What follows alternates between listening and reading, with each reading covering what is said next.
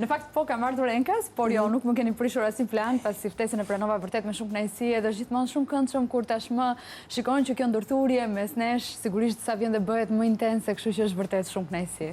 Gjithashtu edhe për neve, po rruga si shka ishte e lodhshme? Rruga tashmë është bërë si një rrugë e shtëpisë në fakt, kështu që patjetër që ka ato lodhjen e kilometrave të përfshirë, por nuk ka asnjëherë lodhje për sa kohë gjërat bëhen për një qëllim të mirë, kur vihet për të patur bashkëpunime të këndshme, kur vihet për të nxjerrë në pah vlera dhe për të patur një mbështetje dhe një bashkëpunim gjithmonë më të mirë midis Kosovës dhe Shqipërisë. Pra vini shpesh në Kosovë edhe për projekte tjera, bashkëpunime tjera?